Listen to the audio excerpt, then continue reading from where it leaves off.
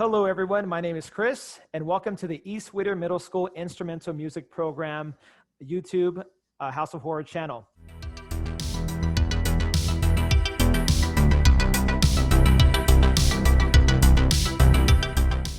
Again, my name is Chris, and here with me is Rudy Rosales. Rudy, want to introduce yourself?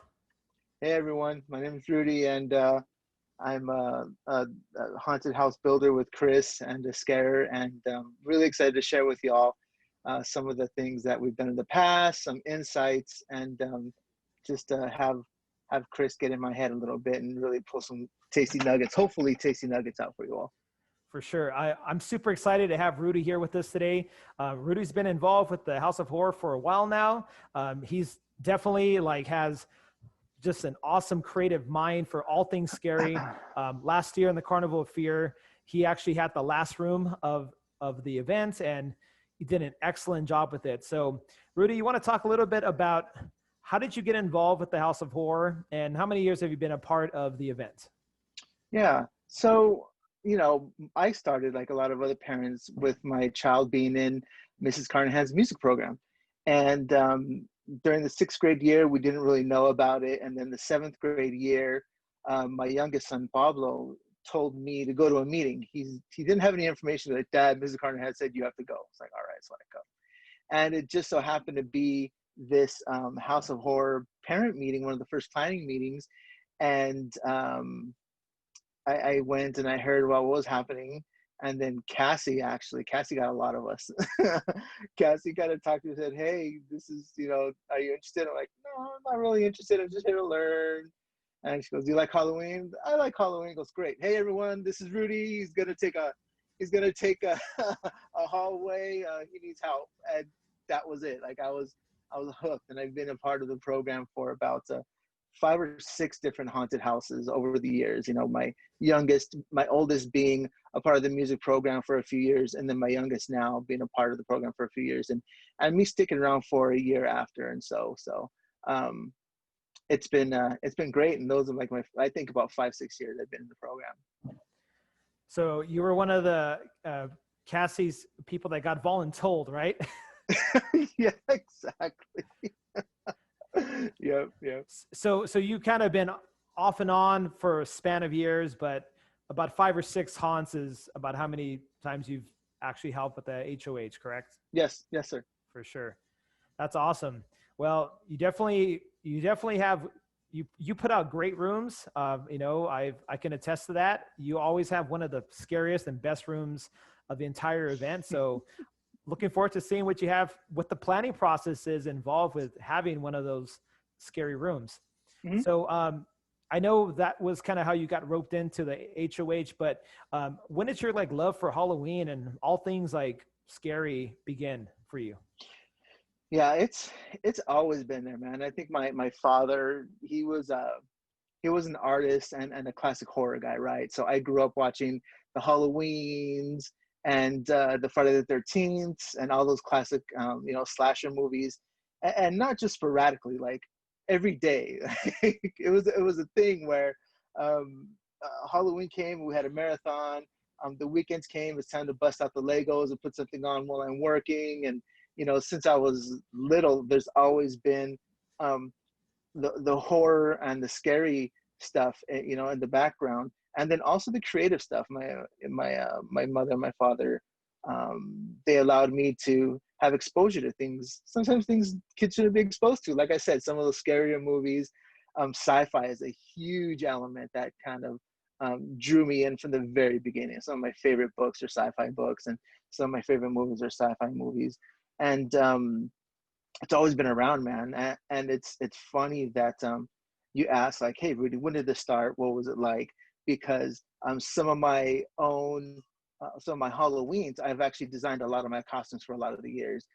I did an alien build from head to toe. I think I was about 10, 11 years old. I've done zombies with makeup with my dad and myself. We've done zombies. I was even a zombie cheerleader, I think 5th or 6th grade year. And that stirred a bit of controversy, but it was just something different. And the whole idea of being different and I don't want to say looking for a reaction, but anticipating reaction, anticipating how to build on that is a big part of what's fun for me. And I think you'll see that in my room design and the props I design, because it's not just something that's there, something that's scary. It's what is the perception, and how do you build on that perception, or how do you take advantage of that perception of someone kind of walking in or experiencing something for the first time. For sure. No, that's awesome. So kind of to segue into this, so you kind of talked about your creativity, that this has always been something that you've had, and it sounds like your parents are very supportive of allowing you to, have a creative outlet. And I guess what I want to know is, when you are planning your rooms, what is like the thought process when you're trying to plan either like a room or hallway Hmm. inside of the House of Horror? What goes into that? Yeah. So let me take a step back from that question, because my adult life and my career, I design learning experiences, right? Face-to-face experiences, online experiences. Sometimes it's multimedia, sometimes it's video, sometimes it's documents. And whenever I start on the process for work, number one is what is the goal, or what is the impact that we're trying to provide, and what is the audience. And that really goes into every single room and hallway I've done for the House of Horrors. So even my earlier rooms, and you and I have had this conversation a few times, what's relevant to the audience? I'll always ask that, like, who's the audience? What are they going to be doing? What do you want? What are they going to be seeing? What do you want them to feel? What do you want them? What do you want them to? How do you want them to react? And even my very first room was a hallway, and it was the ring hallway. And I chose the ring because A, I had like 3 weeks to pull it together, so I needed something really quick. And B, because the ring was a smash hit that year, man. I mean, everybody knew what the ring was.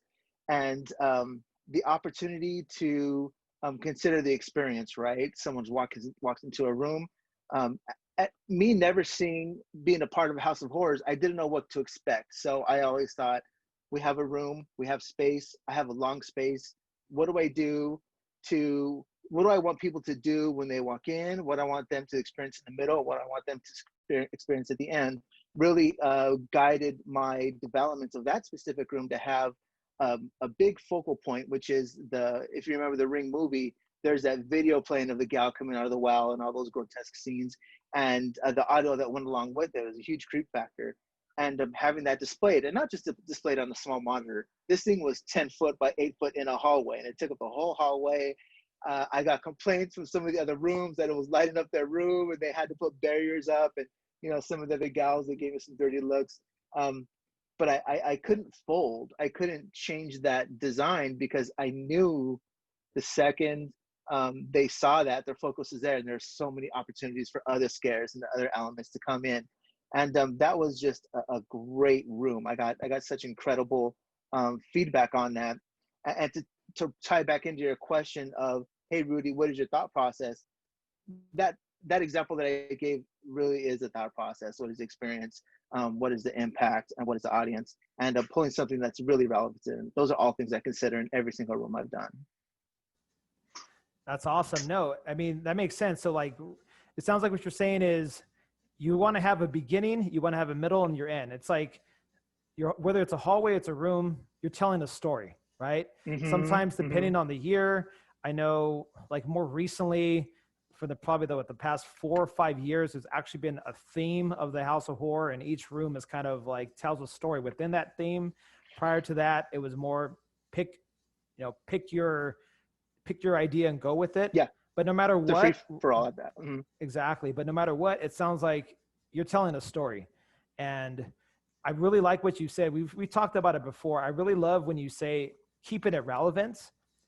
I think that's important, keeping that element of like relevancy. Like, is what I'm going through right now something that is fresh in my mind? Not saying that's something that could be scary years and years ago, wouldn't be scary, but I think like, you using The Ring as an example, that was a scary movie, right? Especially with just the whole concept of it was scary, and a lot of people were afraid of that. And the fact that you took that nightmare out and you put it into like, tangible form, I think is really awesome. Yeah. And You it know, worked, right? and yes. Yeah, it was really successful.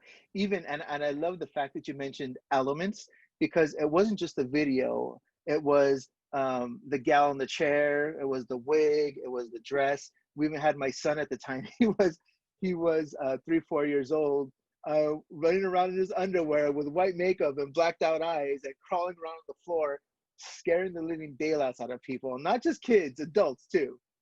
So it was just a smattering of things, and that's also something I take pride in, which is the different scares and the different elements. Not just not every scare is a jump, or not every scare is someone coming out saying boo or hiding. There's just so many different opportunities, and you have to set that up. That's like the beauty. That's the dance of the haunt. Can you expand upon that a little more, Rudy? Because I mean, you're one of the best I've seen that can do it. Like when you say the elements, you expand upon that a little bit more and talk about, what are the like major elements that you look for when you're trying to create your room or your hallway? Yeah. So I think for me, a lot of people want dark rooms where they can kind of scare. They can get jump scares, or I don't want to call them easy scares, but it's easy to put someone in a dark place and scare them. It's A harder. cheap scare, right? Yeah, I don't want to say that. I don't want to say that. That's what I'm alluding to. But I want someone to have this experience, right? So when you say, "Hey, Rudy, what are the different elements?" I love a big focal point, and the big focal point is always something well lit, and it's always a prop or a themed character that once your eyes drawn to it and you make a connection to it, your mind is already there. Like, oh my God, this is Annabelle. This is Annabelle. Where are the she's going to disappear in a minute. Where's she going to be? Or that's or that's the Ring video. We're still showing the lady that's crawling around the floor, right? So I want that connection. So I want that focal element. The other part is having a great prop or a great focal element. The other part to that, I should say, is taking advantage of that attention, because once people are drawn to something, and by virtue of the haunted house being a constant movement or constant motion, they're looking at something and stepping, and that's where the opportunities for scares come in. The different elements that you're asking for is, it could be a prop that just looks so eerie, people's skin crawl when they walk next to it, or they're afraid to walk next to it because they're anticipating something, right? So that anticipation is a big part of it. The other one is having scares that nobody really sees, right? I think in this last room where I had spider webs, big, massive spider webs, from ceiling to floor and all the way across, 20 feet high. And I had asked for kids to get bodysuits so they could be in bodysuits and all in white. And they were essentially wrapped up in these spider webs hidden in plain sight. So that's another element, right? It's not just people in a dark corner, but queuing these kids up to get these scares that no one's really expecting, like hiding in plain sight, or being a still thing and then coming alive at the last minute. And so that's another really important element when considering the different type of scares in a room. And then the other element that I really like to consider is energy, man. I mean, some room, no matter how well you design it, if there's not the right energy in the room, and the scarers, and the actors, it's going to be just a great room to look at, and it's not going to be scary. It's not going to create this that terror that you're really looking for. So really pinpointing or picking not so much actors, but the type of acting, the type of costume, and the type of interaction is really important. So for example, this year we had a couple adults in the room, and being an adult, you're a big presence, you're kind of loud, you're fast, you can really get into people's faces, or be smart about waiting and timing, right? Is this person, do the first person in the line? Do I do the middle person in the line? Do I do the end person in the line? So that element, that waiting element is really important. And is really an important element. But that high energy, when it's time to turn it on as an actor, you need someone to turn it on. Having someone come and say boo or ah is very different than a madman coming out of the shadows, sprinting at you, and he's wearing the mask. The movement is so fast, you don't know what's going on, and it's the fight or flight response that a lot of us, you know, naturally have. And if you can tap into that and you can do it, you can see Right. in the people's faces, man. I wish I had video, because I part of my last room, I actually recorded or actually had video of people coming through my room so I could time the big clown scare. We haven't talked about that yet, man. The big clown scare, Oh, the that's big coming up. four We're foot. going to talk about it. Okay, when it came down to scare people, Yeah. and I had the video there so I could adjust the timing, right? Because timing is super important in all of my rooms. But what I ended up doing is capturing real fear from these people, because no one expected anything that big to move so fast, to have that roar. And that's really the other element, right? It's speed, it's intensity, and and that the face of these people being terrified really kind of hit the, I don't want to say, it drove the concept home of, Rudy, this is your goal and you've achieved that goal again and again and again. Not just with kids, with adults. There's a guy, he looked terrified. I felt bad because he was there with this kid. He like grabbed this kid, like pushed him aside, like there's something Yeah. coming at him. And that's like, oh man, we got you. We got you. And all night long, it was the exact same thing. So it was great to see. But those are the part of the elements, man, that I really consider. No, that's great stuff. I mean, I just want to kind of, touch on a few things you mentioned. I think first thing you mentioned was about a focal point. I think that's especially in a room, especially if in a big room like the Yeah. beginning room or the end room, having that focal point of like having your eyes be drawn to something. I think when there is that one thing that like you see like, wow, like it could be a big prop, it could be, anything that just draws your attention. I think that makes a lot of the scares uh, around those guests stand out even more. It becomes, especially for the scare actors, trying to scare Mm-hmm. them becomes a lot easier when Yep. they're distracted already. Mm-hmm. And you had kind of talked about this too, about the timing, and that takes time. I mean, we expect when I worked in Not Scary Farm, we had 5-6 weeks to kind of hone our craft. Yeah. Even if it was just being in a room, learning how to scare in that room, we're asking the kids to learn how to scare in 3 days, or actually being in their elements. And Yeah. the kids do a great job. And I remember your room specifically, the kids were on point. I remember, like you said about you had kids in like wearing bodysuits in plain sight. I remember there was one of your scare actors. He was, I think where the web was at, he was just wearing like a white bodysuit that kind of blended in with like the webbing.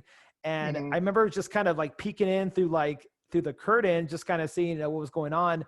And all he like, literally just did, it was just standing right there as somebody came by, he just went like this, like he just kind of like, popped out like that. And the Mm-hmm. people were like terrified, like, what, how did I not see this guy? And I think, especially, trying to tell the kids like, and getting them to trust you, like, look, you're going to be in plain sight. You're going to be wearing a bodysuit. Like, well, what's so scary about that? And I think you mentioned it, that it's not always about like, okay, like boo or popping out. It's about like using your environment to help you with that scare. That it's not always about having the darkest room or having the most amount of jump scares. Like, what else are you doing in your room to kind of amplify the overall experience that the guests are Yeah. feeling? Yeah. That feeling, I think you Absolutely. said it, that feeling of terror, right? Mm-hmm. Mm-hmm. Yeah, and it's a couple things. Sometimes it's a slow burn. Like I talked about beginning, middle, of end. Sometimes it's a slow burn. Sometimes it's just something that sets you off, and then it's a sound or it's a movement, and you used a great word called anticipation, and I'm gonna up that a little bit, and I'm gonna talk about scare savvy, right? Because I think that scare savvy is something that um, really seasoned scarers have, and I'm not talking about builders like me. I'm talking about people in the rooms, actual scarers, and that's really, as a creator of these experiences, you have to anticipate that when designing a room, and not just designing a room, designing the different type of scares, right? Because you can't expect, and this is true with us and our kids, as wonderful as the kids are, and working with the kids is one of the best parts, man. I mean, getting them pumped, getting them excited. I'm giving them small goals to achieve, right? It's not go and be scary. It's go and go and surprise one person. Go and get in the middle of your crowd and get two people to split and reach for each other, right? So those are the kind of smaller goals that I give these kids in order for them to achieve it, build their confidence, and then there's more goals beyond that. All right, great. Now you split that group on that time. I'm gonna split that group and then come back behind them while they're going out the door and really get a scare. So it's really kind of giving them very smaller things to kind of latch onto, and smaller goals to achieve.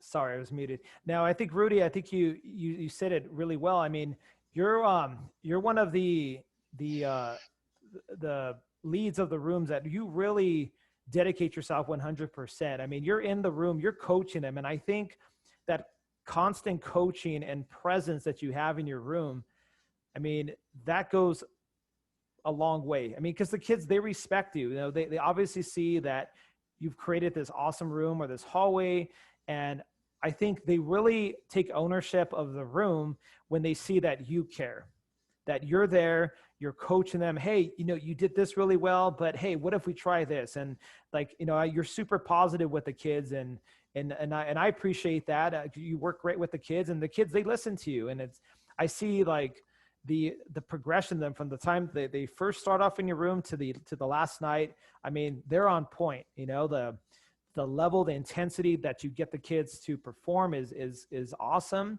And, you know, it's a testament to your love for, you know, just the event, but, you know, just making sure that the guests that are coming by are experiencing, you know, everything that you want them to experience. You said something important, Chris, and I thank you for that. You're saying some great things about me. And one thing is, it's my room and it's design. However, I'm very collaborative. So every time I have a room or I have a hallway, what you see at the very end is not just my vision, but the collection of the other parents that help and the other adults, because they're I am, you know, I'm getting them 10% of the 10% of the way there, and they're building the 60, 70, 80%. So they really put it together.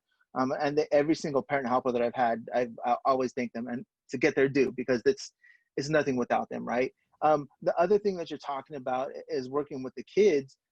It's a pleasure. I mean, I've always worked with kids since I was a kid myself. I've been a coach and a mentor and a camp counselor and coaching, and like I said already, and even I did student teaching in anticipation to be a teacher. And part of what I do is not only for the scarers, but I want my kids to have a good time. And you're hitting the nail on the head right there, right? And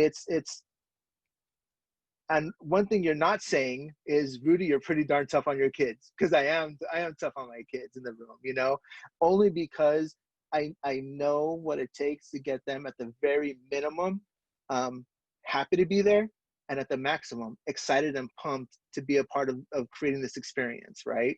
So that goes in design with the room. Make sure they have the right kind of spaces to share, making sure the scare matches their personality, making sure that there's something in there to connect them physically. Maybe it's them dancing in between, or them high-fiving when they get a scare, or even in our Three Little Pigs room, the music was so loud. We were talking about rhythm, and then dancing while they're scaring, or not so much dancing, but just having movement while they're scaring to kind of give them something to focus on, and it translating into an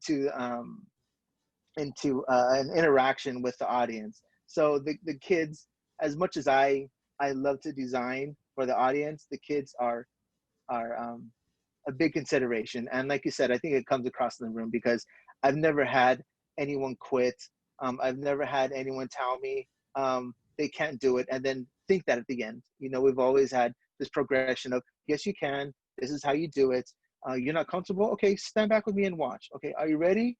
You see what they're doing? You see they're waiting for the third person, not the first person? Okay, you go do that. So and a lot of that really is, like you said, just being in there and being involved and being and coaching time. So I'm glad to see that, especially with you, since you came on board, Chris, and you set up parameters for some of these leads, it being okay to coach, it being okay to advise in between groups, became a standard.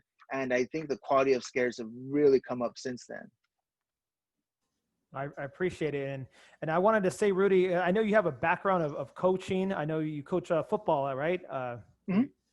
So I know you definitely like you work well with the kids, and you're right. You are tough on the kids, but I think what you do very well, and why you are able to get the most out of your kids, and why you never have kids that actually that ever quit, is because you put them in the spots in the room that cater to their strengths. So if there's somebody that's not a big presence, maybe more of a smaller person, you're not going to put them into have that big scare, and you kind of put the kids where they're going to be successful at. And I think Yep. instead of just trying to say, no, you have to be like this big presence, and they don't have the physical capability to do it. I feel like you put them in the right spots, and that's a testament to you and your ability to see their strengths and weaknesses so that they don't feel discouraged, and that, like you said, small goals. Hey, go out there, just scare one person right now. Wait for every 3 people to go by, and then get that person. And, setting those small goals, letting them be successful. Like, hey, I can do this, right? They get that one scare, and it Yep. just feed me more. I want more. I want more. And by the Yep. end of the Yep. weekend, they're like, I want to keep doing this, but They're asking to come back. Yeah, yeah, right. exactly. Exactly. Exactly. So that's awesome, Rudy. Thanks you for sharing that. Now I wanted to ask you, you talked a little bit about props.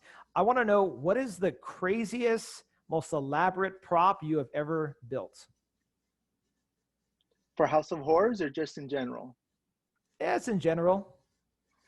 Um, I think the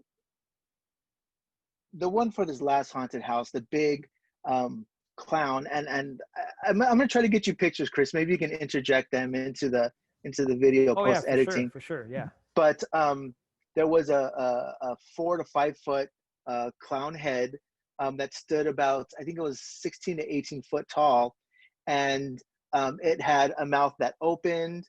It had a head that went back, and it not just opened and went back, it kind of shot at people, right? If you remember in the room, there was like a 12-foot circumference area for safety because this big clown kind of came down and shot at people, right? And Right. that was it was one of the bigger, crazier builds because it wasn't static, because there's moving components, and it really was. It was tough, man. There was a couple times where I thought it wasn't going to happen. I had made I had made these breaks in my mind, like, all right, Rudy, so the mouth doesn't have to open. Okay, so it doesn't have to shoot out. And every time I kind of got to the point where I was done and I couldn't touch it anymore, and it didn't have that ultimate movement or plan, I was like, no, this is not it. This is not hitting the target. You stay up and you finish it, and you make it do as you planned, because it's going to be awesome.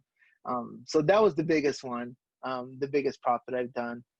When I did the Three Little Wolves, I had a great team that year, and they helped to build a wolf. Yeah, you were there for the wolf. We built a 10-foot long wolf carcass with bone and sinew and eyeballs and big teeth. We had some of the parents build some great teeth for that. And it hung, 12, 14 feet in the air. And it was a huge focal point. That room had 2 focal points that year, but it really set up the room to be, to look like a meat market. And there's an animal that's getting broken down by the 3 little pigs. It was another crazy build. And yeah, I think those are the 2 biggest ones. There's a whole bunch of little things I've done. Each of my rooms, I've done masks. I'm a big believer in masks for some of these younger kids, because it's easier for them to, I don't want to say hide, but it's easier for them to transform when no one knows who they are. It's a safe space, if you will. So I've always done masks. I've done the Annabelle mask. I did the devil from the Annabelle, or I think the demon from Annabelle.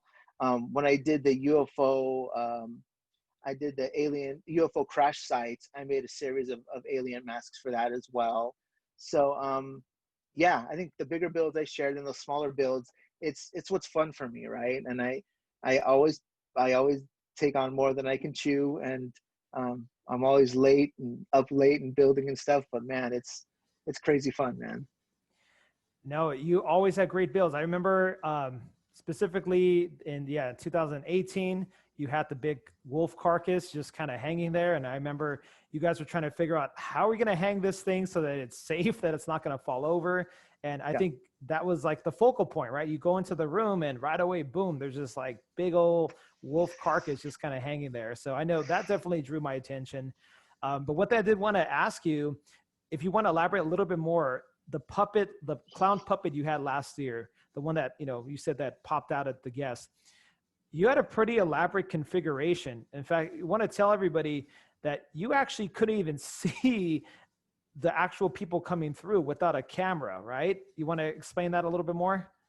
Yeah, yeah. It was essentially like the big Jim Henson puppets, right? They're so big, and the people are in these costumes.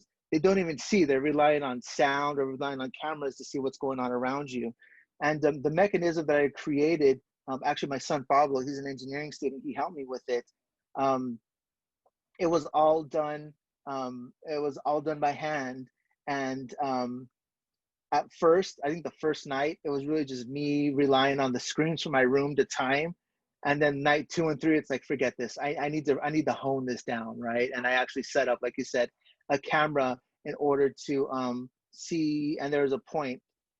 Again, the room was specifically designed to hide the head until they reach a certain point. They pass the hanging body, and then that's when it would come. And that's what I was waiting for. I had the camera set up to see that, and then I saw, and then it was time. It was head and audio, that big roar at the same time, that coordination that was needed.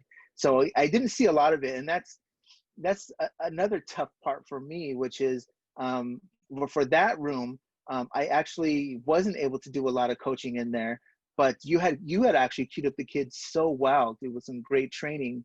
And I had some great eighth graders who had been with me a year before or 2 years before, and they really took ownership and really took the lead. I mean, talk about Matt, um, um, Matthew Maris was a big lead, and there's another couple kids in there, and they just, I was super confident that they were going to help and that I could focus on my creature and that they could focus on the scare. So it was a combination of things, but And I think yeah, you it was had a big Dixie in that room undertaking, too, man. right?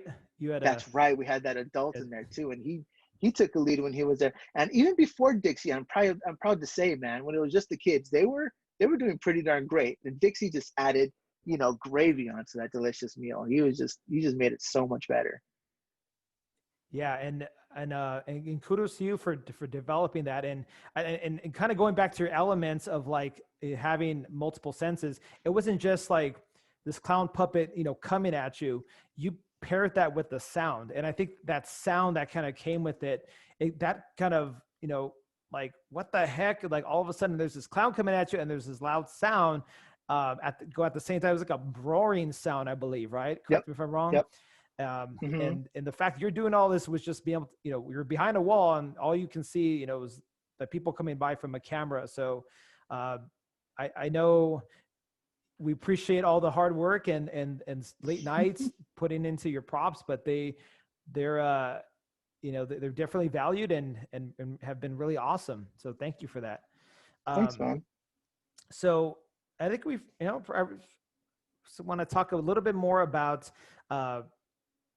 what are some things, I know we kind of talked about what you tell your scare actors, but what do you, before the event even begins, before they get in there, you get a lot of kids that have never done it before. I mean, obviously you might have some experienced kids that have been working, doing this House of Horror for maybe a year or two, but what do you tell the collective whole before you get started as like kind of a motivator or prep for what they're about to experience?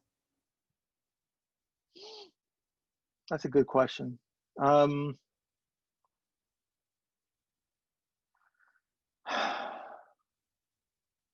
I tell them to have, this is gonna sound so cheesy, but I tell them to have fun, and I make sure and I put things in place for them to be successful. And with success is fun. So that's really what it is. Have fun. Um, um, and I don't say it, but what I do is I push them, because you can see some kids just naturally have gifts to act a certain way or be goofy or be big or be scary. Then other kids, you have to sit and you have to coach, and that's where these coaching sessions up front really come in. But yeah, I think it's having fun, and let's talk about how you have fun by being scary and doing this kind of scare and having this kind of mentality and having this kind of rhythm and timing. And they don't even think that they're dancing, but the reality is with the coordination, with the attitude, it's a ballet of horror that's in there every single year, and the kids are the ones that actually do that. I just facilitate it. You're the puppet master, right? Right on. That's Right awesome, on. man. So last question I have, Rudy, before we end today's interview. What is your favorite House of Horror memory?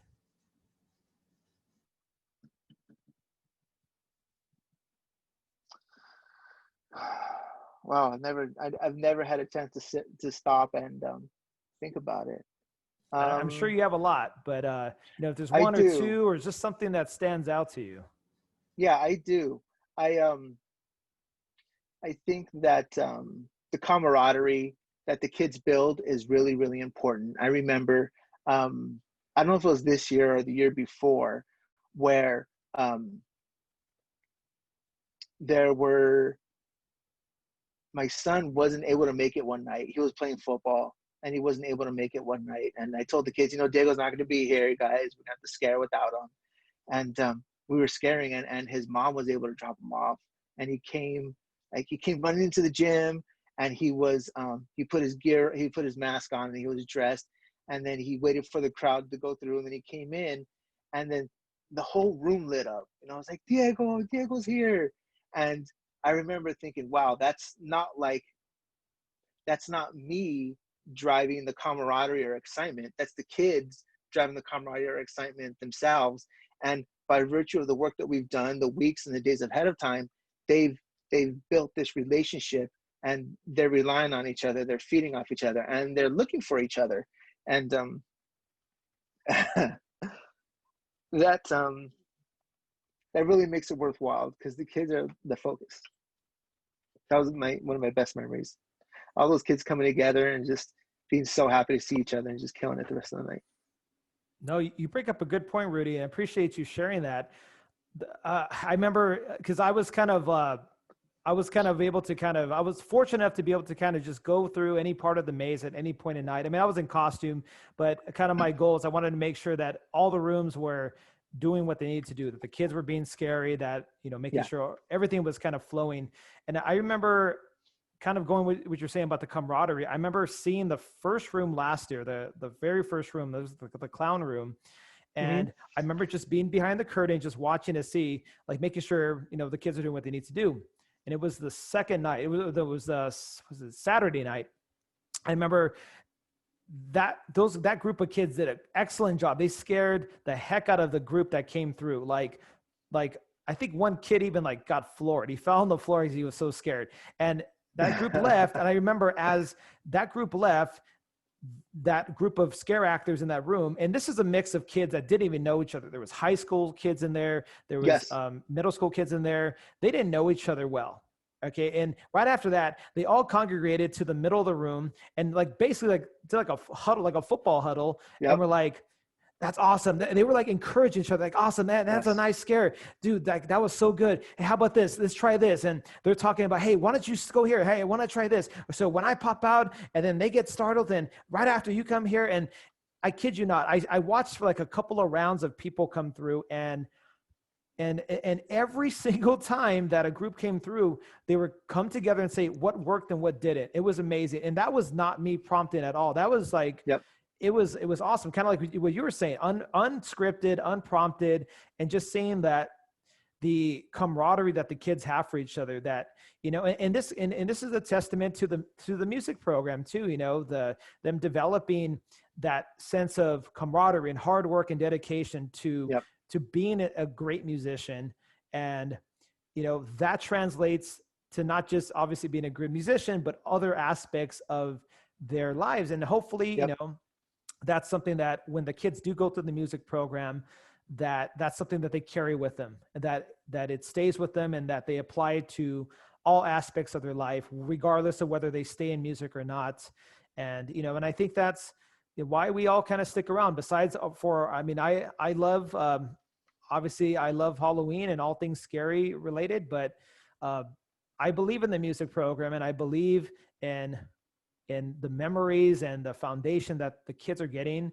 And I want to be a part of it. I remember going in 2016 is what the first time I went through, and just being absolutely amazed by the production value of the maze and seeing that and just wanting to be a part of it somehow. And when I found, I didn't even know it was a fundraiser for the music program. And I was working at the school. It was my first year teaching there. And I didn't even know it was a music program fundraiser. I thought it was just the school put it on, but I found out it was the foundation that put it on. It was money used. It was a fundraiser to help raise money for the school's music program, to help them pay for cost of like musical instruments, just to kind of keep the program afloat. Because I don't think people understand how expensive it is to run a music program, especially a top tier music program like the one at East Whittier. So, absolutely. So, you know, we're definitely, I'm grateful for that. And hopefully, I know this year's kind of a weird year with COVID. We have to take a year off from building, but hopefully in the near future, we'll be back and better than ever. And we, you know, I'm sure we got a lot of ideas, you know, cooking right now, and we're looking forward to bringing those out once, you know, everything's safe to go back. So. Right on, man. Right on. So Rudy, I just want to say, you know, thank you for being here. It was a pleasure to talk to you. I learned a lot of things that I did not know, as well as hopefully the people watching this found this to be insightful and interesting. And you know, thank you for being here. We appreciate it. Yeah, thank you, Chris. Thank you for the opportunity. And if anyone's watching this that are parents that are on the ropes, thinking, oh, I can't do this, or Rudy's been doing this 5-6 years. No wonder he likes it.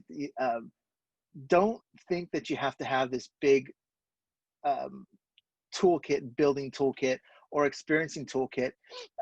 There's just a passion and an idea and a desire to help the kids is enough to get you in the door and enough to get you helping. There's always multiple parents. Like I said earlier, none of the builds, none of the successes, the relative successes we've had, either just in my rooms or with the House of Horrors in general, it's not just a couple core people, it's so many parents. So if you're hearing this and you're not sure whether you should volunteer or you have the opportunity, take a chance, check it out, go to a meeting. Even if you don't want a room for yourself, sign up to be a parent helper, sign up to bring materials. Materials is always a huge need every single year.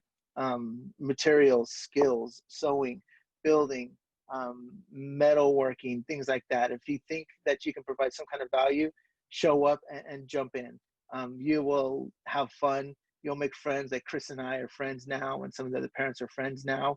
And you know, you're giving back to a music program that is so incredibly vital and important. Both my sons went through the program, and they're better students. They're better kids. They're just better people in general for doing it. So give a little bit back and take that leap. You're going to have a lot of fun and do a lot of good work while you're at it. No, totally. And it's just to kind of piggyback what you said about, you know, if parents, if you're watching this, if you are on the fence, like Rudy said, it's not just like, because I mean, we've had so many leads in the past that have had, some leads have never even been through a haunted house before, that don't even like things that are scary, but they have the drive and they want to learn. And I think there's a lot of parents with a lot of skill sets that that you may not have at the moment, but that are willing to help you to build and to help you with the vision. And, you know, you're not in this alone. Everyone is there. It's a supportive group of people. No one wants anyone to fail. We all want to help prop each other up. And if you ever need help, there's always, and I think me being in the program for the past 2 years, I've seen that when somebody needs help and they're in need, there's always somebody that's willing to come and help you with, maybe it's like you want to bounce ideas off, or you need help with building. You have the vision in your mind of how to build something, but you don't have the skill set to build it yourself. There's always people that are willing to help you. So bring it to the table. Bring it to the table. Exactly. It's a labor of love, and everyone brings a different skill set. So again, thank you, Rudy, for being here today. If you're watching this video, don't forget to like the video and subscribe to this channel. And that's all we have for today. So Thank you, everyone. Hope to see you soon. Take care. Bye all.